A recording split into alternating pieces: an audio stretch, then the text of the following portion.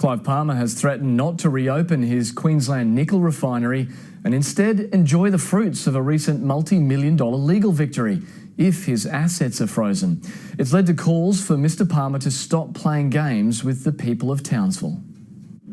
Ray Alexander is one of 800 North Queenslanders who lost their job when Queensland Nickel collapsed in 2016. He's been holding out hope the refinery would one day be resurrected. I'd be very happy for everyone in Townsville.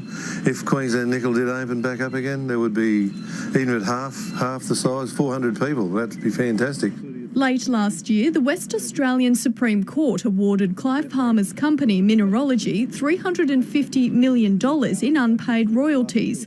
The businessman suggested he'd use $25 million of that to help reopen the Townsville refinery. The news was met with scepticism. He's not making any friends. I think he's burnt all his bridges. The chances of him getting that home to open up, he would need to distance himself because the smell's still there. Mr Palmer is fighting an application by Queensland Nickel liquidators in Brisbane's Supreme Court to freeze $200 million of his personal assets. It's part of a claim against him for allegedly acting as a shadow director for the company and breaching his duties.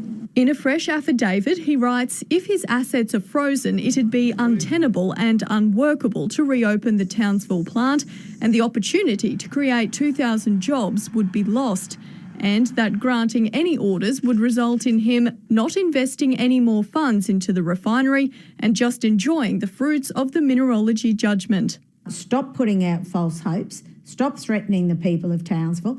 And really, if he has got some spare cash, why does he not pay the entitlements that are still owed to some of the workers of QNI? In the affidavit, Clive Palmer claims he's worth about $4 billion and a freeze order would significantly hurt business. He says it's unreasonable to have to give liquidators 7 days' notice before dealing with assets because Queensland Nickel alone would conduct 35,000 transactions a month. The case is due back in court in about 3 weeks. Ashley Stevenson, ABC News, Brisbane.